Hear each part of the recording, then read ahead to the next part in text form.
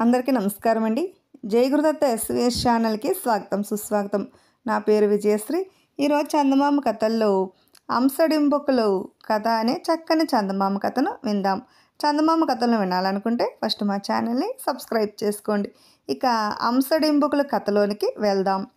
సాల్వరాజైన బ్రహ్మదత్తుడికి చాలా కాలం వరకు సంతానం కలగలేదు. అందువల్ల కులగురు ఒకనాడు, మన రాజ్యంలోని ప్రజలందరూ మీ సంతానం వంటి వారే, మీలో ఉత్తముడు యోగ్యుడు అయిన ఒకరిని స్వీకరించి మీ తర్వాత సింహాసనాన్ని అప్పగించడం మంచిది అని రాజుకు సలహా ఇచ్చాడు. కానీ ఇది బ్రహ్మదత్తుడికి నచ్చలేదు. ఆయన తపస్సు ఆచరించి శివుణ్ణి మెప్పించి సంతానం కలిగే విధంగా వరాలు పొందాడు. అచిరకాలంలోనే రాజుకు హంసుడు డింబకుడు అనే ఇరువురు కుమారులు కలిగారు. శ్రద్ధగా విద్యాబుద్ధులు నేర్పించి వారిని ధర్మ మార్గంలో పెంచమని గురువు రాజుకు చెప్పాడు. అయితే లేక కలిగిన సంతానం కావడం వల్ల రాజు పిల్లల పట్ల అమితమైన గారాభం చూపసాగాడు. ఆ కారణం వల్ల అంశడింబకులు అల్లరి చిల్లరగా పెరిగి జరాసంధుడితో స్నేహం సంపాదించారు. తపస్సు చేసి తమను ఎవరూ జయించకుండా ఉండాలని బ్రహ్మ నుంచి వరాలు పొందారు. ఆ వరగర్వంతో సాధువులందరినీ వేధించసాగారు. తమను మించిన వారు భూలోకంలో ఉండకూడదనో అహంకారం వాళ్లకు కలిగింది. తండ్రి చేత రాజసూయం చేయించి రాజులందరితో పాటు ద్వారకను పాలించే కృష్ణుడికి కూడా కప్పం తీసుకురమ్మని కబురు పంపారు. వాళ్ళ దుర్మార్గాల్ని సహించలేక కృష్ణుడు వాళ్ళ అంతం చూడటానికి ఒక ఉపాయం ఆలోచించాడు. హంసకుని రహస్యంగా బంధించి వాడు మరణించాడన్న పుకారు పుట్టించాడు. ఆ పుకారు డింబకుడి చెవిని పడింది. హంసుడి ఎడబాటుకు సహించలేక వాడు యమునా నదిలో దూకి ప్రాణాలు వదిలాడు. డింబకుడు మరణవార్త విన్న హంసుడు సైతం సోదరుడు లేని జీవితం మీద విరక్తి పుట్టి బలవన్మరణం పాలయ్యాడు. కొన్నాళ్లకు కులగురువు రాజును దర్శించి సంతానము కలిగినంత మాత్రాన సంబరపడిపోకూడదు, వారికి మంచి చెడ్డలు తెలియచెప్పి ధర్మ మార్గంలో పెంచవలసిన గురుతర బాధ్యతలను తల్లిదండ్రులు మర్చిపోకూడదు. బాధ్యతను ఉదాసీనం చేస్తే పర్యవసానం ఇలాగే ఉంటుంది అన్నాడు. బ్రహ్మదత్తుడు తన అశ్రద్ధకు ఎంతగానో పశ్చాత్తాపడ్డాడు. ఇప్పుడు కలల మనిషి అనే మరో చక్కని చందమామ కథను విందాం. అనంతపురి రాజ్యంలోని ఒక గ్రామంలో యువకుడొకడు ఉండేవాడు. వాడికి చదువు సంధ్యలు పనిపాటలు ఏమాత్రం అబ్బలేదు. వాడికి నాన్నవాళ్ళు ఎవ్వరూ లేరు. గ్రామంలో అందరూ వాడిని వర్ధుడు అని పిలిచేవారు. వాడు గ్రామంలోని విరూపాక్షాలన్నీ అంటిపెట్టుకుని దైవ సందర్శనార్థం వచ్చే సాధు సన్యాసులకు సేవలు చేస్తూ ఉండేవాడు. వాడికి చిన్నప్పటి నుండి అద్భుత శక్తులు సాధించాలనే కోరుకుండేది. ఒకసారి హిమాలయ ప్రాంతాల వాడైన హఠయోగి ఒకడు దేశాటన చేస్తూ వ్యర్థుడుండే గ్రామానికి వచ్చాడు. ఈ హఠయోగి వయోవృద్ధుడే కాక అనారోగ్యంతో బాధపడుతూ ఉండేవాడు. వ్యర్థుడు ఆయనకు సేవలు చేస్తూ క్రమంగా హఠయోగి ఆదరణ సంపాదించాడు. కొన్నాళ్ళ తర్వాత హఠయోగి తనకు మరణం ఆసన్నమైందని గ్రహించి వ్యర్థుడితో, ఒరే బాబు, నీ మనోవాంఛ నాకు తెలుసు. ఇన్నాళ్ళుగా నీవు నాకు చేసిన సేవలకు గాను తగిన మేలు చేస్తాను అని వాడి శిరస్సు మీద చెయ్యి పెట్టి ఏదో మంత్రం చదివి, ఈనాటి నుంచి నువ్వు ఎలాంటి కల కన్నా అది జరిగి తీరుతుంది, అందువల్ల నీకు లాభం కలగకపోవడం అనేది నీ ప్రాప్తిని బట్టి ఉంటుంది అని చెప్పాడు. తర్వాత హఠయోగి మరణించాడు. వ్యర్థుడు అతడికి కర్మశత్రువులు కతువులు అన్నీ జరిపించేసి తన అదృష్టాన్ని పరీక్షించేందుకు రాజధాని నగరమైన అనంతగిరికి బయలుదేరి నగల పొరుమూరులో ఉన్న ఒక సత్రంలో బస చేశాడు. సత్రంలో చాలామంది బాటసారులు ఉన్నారు. వాళ్ళు రాజైన శివవర్మను గురించి గొప్పగా చెప్పుకోవడం వ్యర్థుడి చెవును పడింది.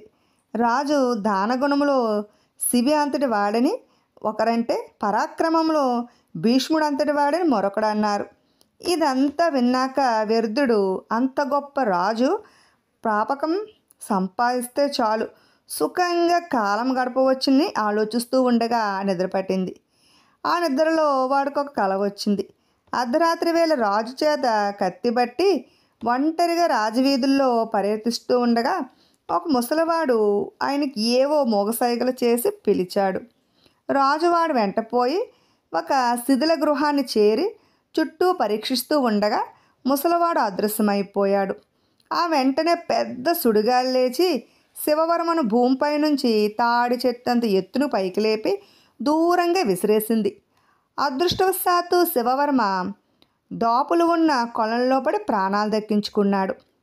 మరునాటి ఉదయం విరుద్ధుడు రాజు శివవర్మ దర్శనం చేసుకుని తన గురించి చెప్పుకొని రాత్రి తనకు వచ్చిన కల సంగతి విన్నవించాడు.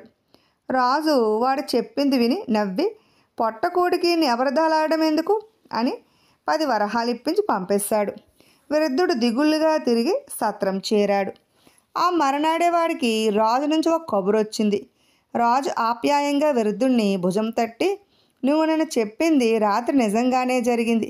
ఏదో దుష్టశక్తికి బలి కాబోయి దైవికంగా బతికాను. జరిగిందేమైనా నువ్వు ముందుగానే దాని గురించి కలగనడం అద్భుతం. నీకు నా కొలువులో ఎలాంటి పని కావాలో కోరుకో అన్నాడు. విరుద్ధుడు తనకు గుర్రపు స్వారీ అంటే ఎంతో ఇష్టమని చెప్పగానే రాజువాణ్ణి అశ్వాల అధికారిగా నియమించాడు. ఆ రోజు నుంచి అతను తనకు నచ్చిన అశ్వాన్ని అధిరోహరించి నగరంలో విలాసంగా తిరగసాగాడు. ఇలా కొద్ది రోజులు గడిచాక ఒకనాడు విరుద్ధుడు రాజు శివవర్మను చూడబోయి, మహారాజా, రాత్రి నాకు చాలా చెడ్డ కల వచ్చింది అన్నాడు. భయం లేదు, అదేమిటో చెప్పు వింటాను అన్నాడు రాజు. అప్పుడు విరుద్ధుడు, మీరు కొలువు తీరి ఉండగా అక్కడికి ఒక తాపసి వచ్చాడు. ఆయన మీతో, ఓ రాజా, నేనెవరింది నువ్వు గుర్తుపట్టలేవు. ఒకప్పుడు నా ప్రియ శిష్యుడివి. నువ్వు రాజభోగాలపై ఆశగల నీకు 10 ఏళ్ల పాటు వాటిని అనుగ్రహించాను. నేటితో వాటి గడువు తీరిపోయింది. ఇక నా వెంట బయలుదేరు అని తమపై మంత్రజలం చల్లి మీకు మీ పూర్వజీవితం కళ్ళకు కట్టేలా చేశాడు. ఆ మరుక్షణం మీరు ఆ తపస్సుతో, చిత్తం గురుదేవా, తమ వెంట తప్పకొస్తాను అని ప్రక్కనే ఉన్న నా కేసు చూసి మీ కిరీటాన్ని నా తలపై పెట్టి వేలికి రాజముద్ర తొడిగి, నేటితో నా పౌదత్యం తీరింది. ఇక ఈ రాజ్యం ప్రజల భారం నీదేను అన్నారు అని చెప్పాడు. రాజు శివవర్మ విరుద్ధుడి కల గురించి విని నివ్వెరపోయాడు. ఆయన కొద్దిసేపు మౌనంగా తల వంచుకుని తర్వాత సింహాసనం మీద నుంచి లేచి అంతఃపురంలోనికి వెళ్ళిపోయాడు. మరుసటి రోజు ఉదయం అంతా విరుద్ధుడి కలగన్నట్టే జరిగింది. శివవర్మ నిండు కొలువుకు ఇచ్చేసిన తాపసి గురువు వెంట వెళ్ళిపోతూ విరుద్ధుడికి కిరీటం ఇచ్చాడు. సభికులు పాత రాజుపై ప్రేమ కొద్దీ ఒకవైపున విచారిస్తూనే కొత్త రాజుకు జయజయధ్వాన్యాలు చేశారు. ఆ సమయంలో అక్కడికి ఒక వార్తాహరుడు వచ్చి విరుద్ధుడితో, మహారాజు గారు, ఈ శుభ సందర్భంలో నేను ఈ విచారకరమైన వార్తను మోసుకొచ్చినందుకు మన్నించాలి. తమ పాత శత్రువు అనంతసేనుడు మనపై మరొకసారి కత్తి దూశాడు. మన సేనలు సర్వసన్నద్ధమై మీ సారథ్యం కోసం ఎదురు చూస్తున్నది అని చెప్పాడు. ఇది విని విరుద్ధుడు నివ్వెరపోయాడు. కత్తి పట్టడమే చేత కాని తను శత్రుసేనలతో యుద్ధానికి సైన్యాన్ని నడపడమా? ఇప్పుడు ఎలా ఈ గండం నుంచి బయటపడటం అని కలవరపడుతూ మంత్రిని పిలిచి, ఈ అనంతసేనుడు మరొకసారి మన పైకి యుద్ధానికి వస్తున్నాడంటే చాలా పెద్ద సైనిక బలాన్ని సమకూర్చుకుని ఉంటాడు. సంధికి ఒప్పుకుంటాడేమో, ప్రయత్నించండి అని కొలువులో నుంచి వెళ్ళిపోయాడు.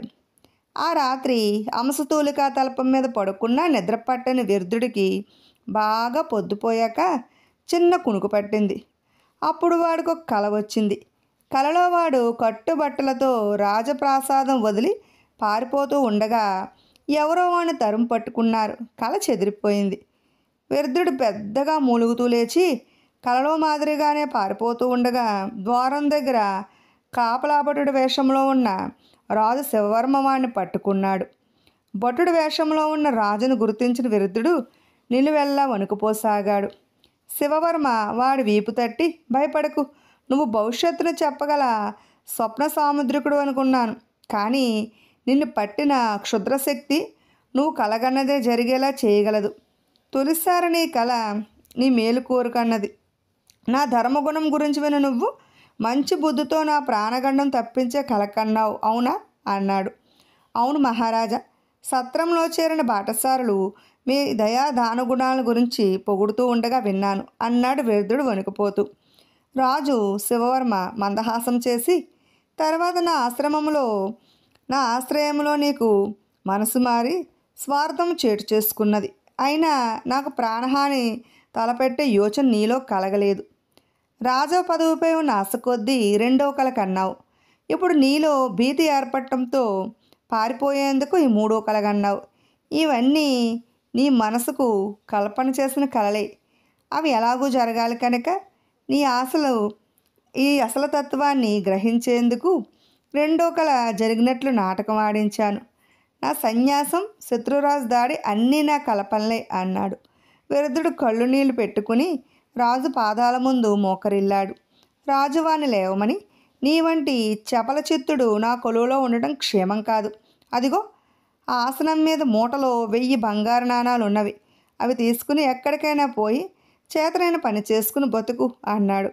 వృద్ధుడు వంగి రాజుకు నమస్కరించి నాణాలున్న మూట తీసుకుని రాత్రికి రాత్రే రాజప్రాసాదం వదిలి వెళ్ళిపోయాడు.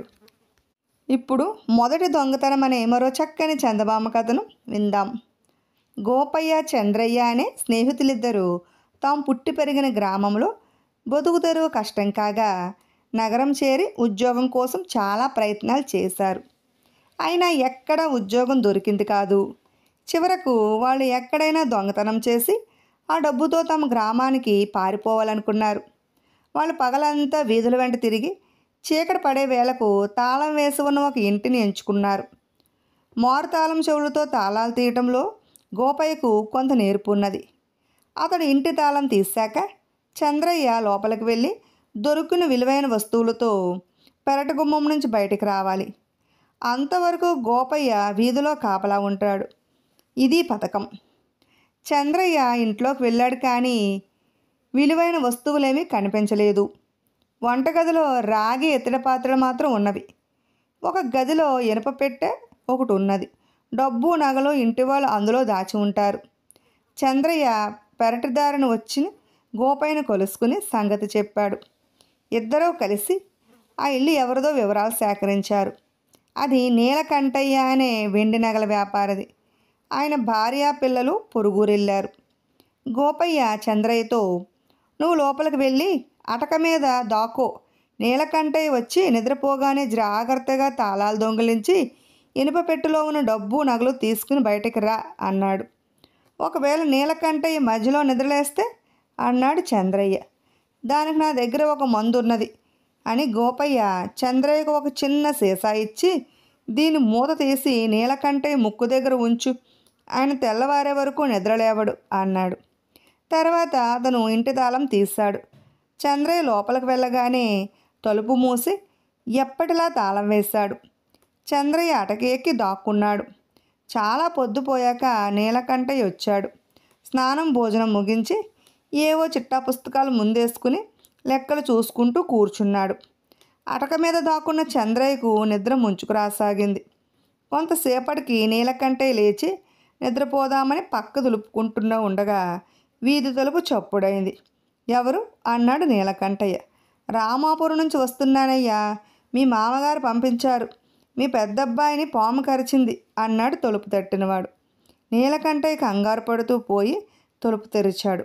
వెంటనే వచ్చినవాడు మెరుపులా లోపలికి వచ్చి తలుపులు మూసేసి కత్తి చూపిస్తూ, అరిస్తే చంపుతాను నీలకంఠయ్యను బెదిరించాడు. అలా అని, ఎవరు నువ్వు అన్నాడు నీలకంఠయ్య భయపడుతూ. తెలియడం లేదా? దొంగను. ఇనప పెట్టి తెరిచి మర్యాదగా నగలన్నీ ఇచ్చేయి అన్నాడు దొంగ.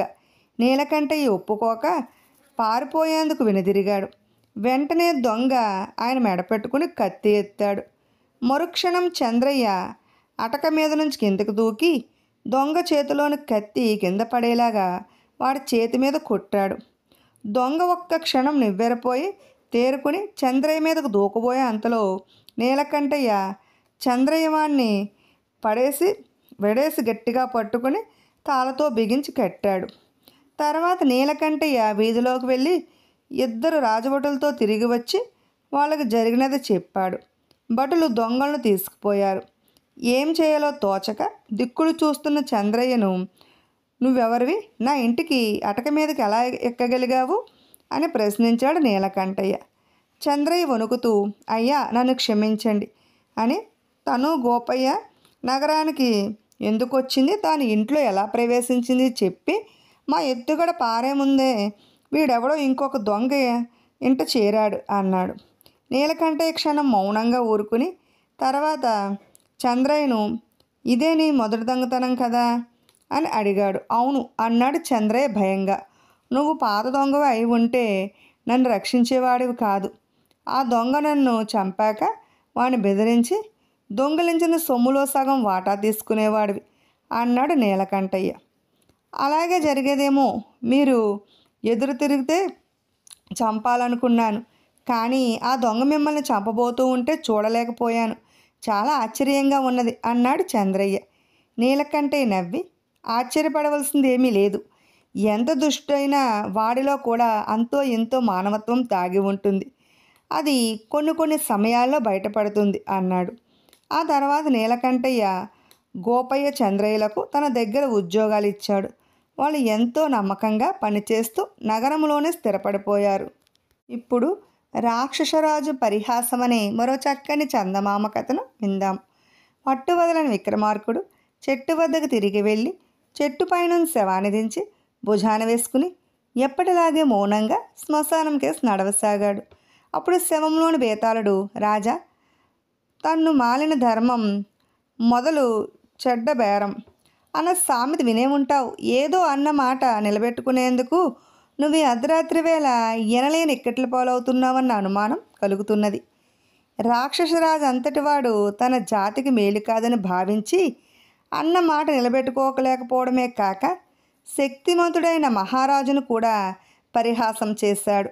నీకు శ్రమ తెలియకుండగా ఈ కథ చెబుతాను విను అంటూ ఇలా చెప్పసాగాడు. మగధ దేశపు రాజు మాధవసేనుడు ఒక అర్ధరాత్రి వేళ మారువేషంలో నగర సంచారం చేస్తూ దారిలో ఒక విచిత్రం చూశాడు. ఒక చెట్టు కింద పెద్ద పందికొక్కు ఒకటి నిద్రపోతున్నది. పిల్లి ఒకటి కుక్కకు భయపడి పరిగెత్తుకుంటూ ఆ చెట్టు కిందకు వచ్చి పందికొక్కును చూసి మరింత భయపడి పారిపోయింది. మాధవసేనుడు పందికొక్కును చూసి, నా రాజ్యంలో పందికొక్కులు పిల్లిని కూడా భయపెట్టేంతగా బలిసిపోయాయన్నమాట, వీటిని బతకనివ్వకూడదు అనుకుంటూ వరలో నుంచి కత్తి తీశాడు. అయితే యుద్ధంలో సాటి వీరుల ప్రాణాలు తీయవలసిన కత్తితో పందికొక్కును చంపడం ఇష్టం లేక తిరిగి కత్తిని వరలో పెట్టి పక్కనే ఉన్న పెద్ద బండరాయిని ఎత్తాడు. కానీ నిద్రపోతున్న ఏ ప్రాణిని చంపకూడదన్నది ఆ రాజవంశస్థుల నియమం. ఆ సంగతి గుర్తుకు రాగా రాజు పందికొక్కును కాలితో అదిలించాడు. అప్పుడు ఆ పందికొక్కు మానవాకారం ధరించింది. మాధవసేనుడు ఆశ్చర్యపడి, ఎవరు నువ్వు, పందికొక్కు రూపంలో ఇక్కడ ఎందుకు పడి ఉన్నావు అని అడిగాడు. నేను రాక్షసరాజు ప్రచండుణ్ణి. ఒక ముఖ్యమైన పని మీద భూలోకానికి వచ్చాను. నా ఆకారం చూస్తే భయపడతారని మానవ రూపంలో తిరుగుతున్నాను.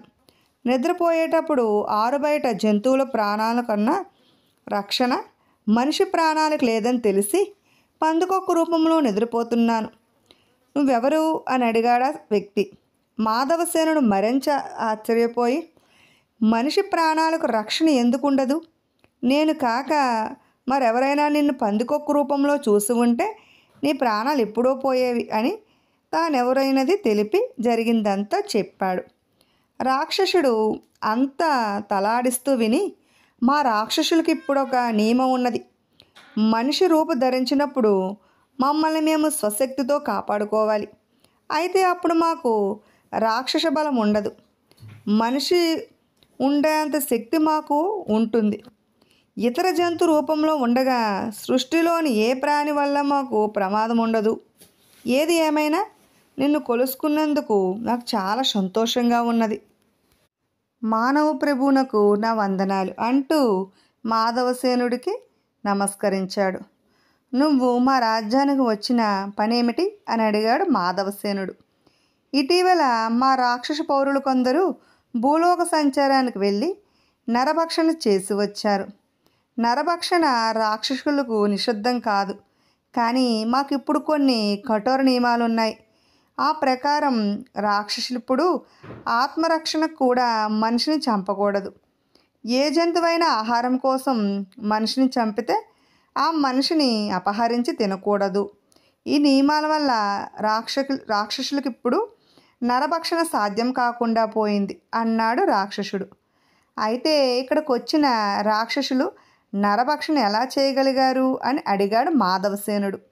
అదే చెప్పబోతున్నాను. వాళ్ళు నరభక్షణ చేసిన మాట నిజం. అయితే వాళ్ళు చెప్పింది ఏమిటంటే తాము నియమం తప్పలేదని, భూలోకంలో కులమతాల పేరు చెప్పి దోపిడీ దొంగతనాల కారణంగాను మనిషే మనిషిని చంపుతున్నాడట. అలా చచ్చిన మనుషుల్నే తాము తిన్నామని వాళ్ళు నాకు చెప్పారు. వాళ్ళ మాటల్లో నిజాలు పరీక్షించడం కోసం నేను స్వయంగా భూలోకానికి వచ్చాను. వాళ్ళు చెప్పింది నిజమేనని తెలిసింది. అందుకారణం ఏమిటో తెలుసుకోవాలని ఇక్కడే మరికొద్ది రోజులున్నాను. అది ఇప్పుడు తెలిసింది అన్నాడు రాక్షసుడు. ఏమిటా కారణం అని అడిగాడు మాధవసేనుడు కుతూహలంగా. భూలోకంలోని రాజులందరిలోనూ పూర్వకాలపు రాక్షసుల అంశ ఉన్నది. వాళ్ళు చాలా స్వార్థపరులు, క్రూరులు, అసమర్థులు, శక్తిహీనులు అన్నాడు రాక్షసుడు. రాక్షసుడి మాటలకు మాధవసేనుడికి చాలా కోపం వచ్చింది. ఆయన వెంటనే, నేను స్వార్థపరుణ్ణి, క్రూరుణ్ణి కాదని ఇప్పటికిప్పుడు రుజువు చేయలేను, కానీ అసమర్థుణ్ణి, శక్తిహీనుణ్ణి కాదని ఇప్పుడే రుజువు చేయగలను. ఈ క్షణాన్నే రాక్షస రూపం ధరించు, నిన్ను నేను ఓడించగలను అన్నాడు. రాక్షస రూపంలో ఉన్న నన్ను ఓడించడం ఏ మానవుడికి సాధ్యం కాదు. నా శక్తి అపారం. ధైర్యం ఉంటే ముందు నన్ను రూపంలోనే ఓడించు అన్నాడు రాక్షసుడు. అందుకు మాధవసేనుడు ఒప్పుకోక, నేనిప్పుడు మగధ దేశపు రాజును. ఆ కారణంగా ఏ మనిషి మీద కత్తి దూయను. నా శక్తి నిరూపించుకోవడానికి సాటి మనిషిని గాయపరచడం అంటే బాధగా ఉంటుంది. అందువల్ల నేను నిజంగా నీతో యుద్ధం చెయ్యాలంటే అందుకు బలమైన కారణం ఉండాలి అన్నాడు. అయితే విను, మనిషి మనిషిని చంపటం వల్ల రాక్షసులకు నరభక్షణ చేసే అవకాశం మళ్ళీ వచ్చింది. ఆ అవకాశం పోకుండా ఉండడం కోసం నేను అప్పుడప్పుడు భూలోకానికి వచ్చి మనుషుల్ని రెచ్చగొట్టి పోతూ ఉంటాను. వాళ్ళల్లో వాళ్ళ కలహాలు పెడుతూ ఉంటాను. నా వంటి వాడిని వదిలించిపెట్టడం నీకు ప్రమాదమే కదా.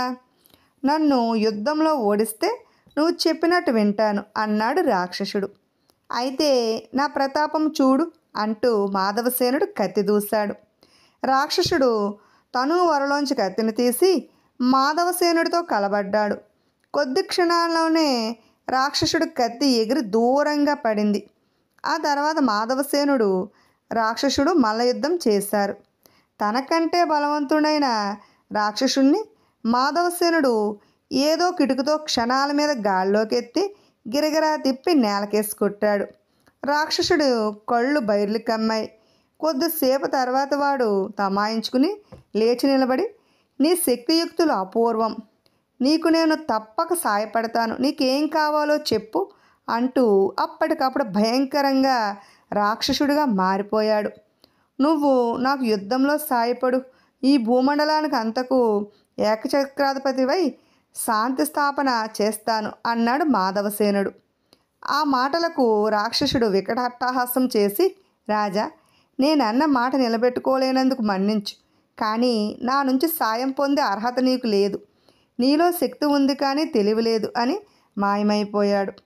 బేతాళుడి కథ చెప్పి, రాజా, రాక్షసరాజు అన్న మాట తప్పడానికి కారణమేమిటి? తను సాయంతో రాజు మాధవసేనుడు రాజ్యాలన్నింటినీ జయించి శాంతి స్థాపన చేస్తే రాక్షసులకు నరమాంసం తినే అవకాశం పోతుందనే కదా. పైగా రాక్షసుడు అన్న మాట నిలబెట్టుకోకపోగా మాధవసేనుణ్ణి నీలో శక్తి ఉంది కానీ తెలివితేటలు లేదనడం తన బుద్ధిమాంద్యాన్ని చాటుకోవడమే కదా. ఈ సందేహానికి సమాధానం తెలిసి కూడా చెప్పకపోయావో నీ తల పగిలిపోతుంది అన్నాడు. దానికి విక్రమార్కుడు, రాక్షసరాజు బుద్ధిశాలి, చాలా ఉదారగుణం కలవాడు. తమకంటే బలహీనులైన మనుషులను తన వారు చంపి తినకుండా ఎంతో కట్టుదిట్టం చేశాడు. కానీ అతడు భూలోకానికి వస్తే ఆదమరిచి నిద్రపోవడానికి మనుషుల రూపం ప్రమాదకరమైనది. అంటే మాధవసేనుడు రాజ్యంలో మనిషికి రక్షణ లేదు. ఆ బాధ్యత ఎవరిది? దేశాన్నేలే మాధవసేనుడిది. అందుకే రాక్షసుడు ఆయన్ని అసమర్థుడు అన్నాడు. రాక్షసుని ఓడించి తన సమర్థత రుజువు చేసుకోవాలని అనుకున్నాడు మాధవసేనుడు. అయితే తన రాజ్యములో అరాచకత్వాన్ని అదుపు చేయలేని రాజు ప్రపంచాన్ని జయించి శాంతి స్థాపన చేయాలనుకుంటున్నాడు. యుద్ధం అంటే కొన్ని లక్షల మంది ప్రజలు, సైనికులు ప్రాణాలు కోల్పోతారు. అందువల్ల లాభపడేది రాక్షసులే. నిద్రపోతున్న పందికొక్కు ప్రాణాలు తీయడానికే ఎంతగానో ఆలోచించి వెదచెందిన రాజు మాధవసేనుడు యుద్ధం ప్రారంభించి లక్షలాది ప్రజల ప్రాణాలు తీయాలనుకుంటాడా? అందుకే రాక్షసుడు ఆయన తెలివికి పరిహాసం చేశాడు అన్నాడు.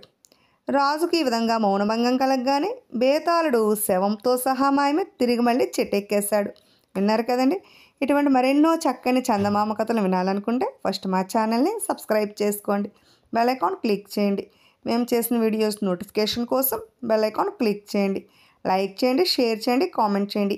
అలాగే మరెన్నో ఆసక్తికరమైన విషయాలను వినాలనుకున్నా మా ఛానల్ సబ్స్క్రైబ్ చేసుకోవడం మర్చిపోకండి. Thanks for watching.